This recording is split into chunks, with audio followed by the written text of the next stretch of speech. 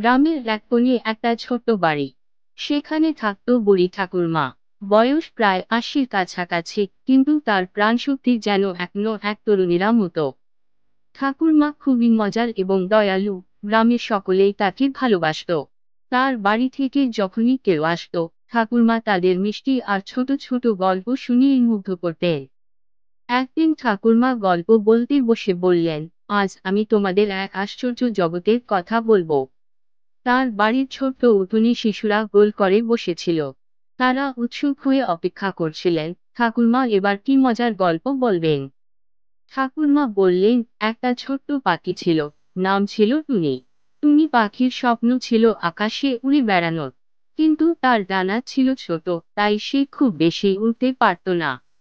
গ্রামের বড় পাখিরা সবসময় তাকে উড়তে নিষেধ করত। তারা বলতো, তুই ছোট পাখি, এভাবে বেশি উড়িস না। আকাশটা বড়, তোকে কেউ সেখান থেকে ফেলে দেবে। শিশুরা বলল, তারপর ঠাকুমা টুনি পাখি কি করলো? ঠাকুরমা হাসি দিয়ে বললেন, টুনি মন খারাপ করলো না। সে ভাবলো, যদি আমার ডানা ছোট হয়, তাও আমি আমার স্বপ্ন ছাড়ব না। তারপর সে রোজ একটু একটু করে উড়তে শিখতে থাকলো।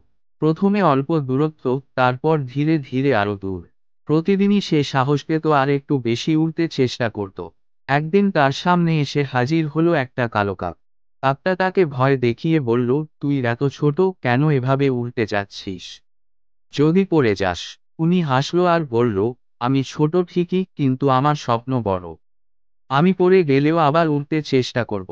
কাকটা অবাক হয়ে তাকিয়ে রইল আর মনে মনে ভাবল, এই ছোট পাখিটার মনোবল সত্যিই বিশাল। শিশুরা মুগ্ধ হয়ে শুনছিল। তাদের চোখে বিস্ময় আর কৌতূহল।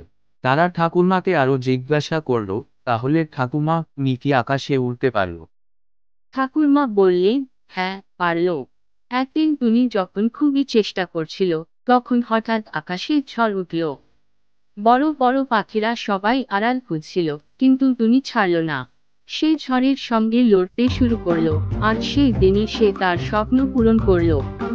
তার ডানার শক্তি বেড়ে গেল, আর সে আকাশের ওপরে উঠতে পারল। গ্রামের সব পাখিরা তাকিয়ে দেখল আর বলল, টুনি সত্যিকারের বীর। গল্প শেষ হতে শিশুদের চোখে ছিল এক নতুন উজ্জ্বলতা। তারা সবাই বলল, আমরা টুনির মতো সাহসী হব।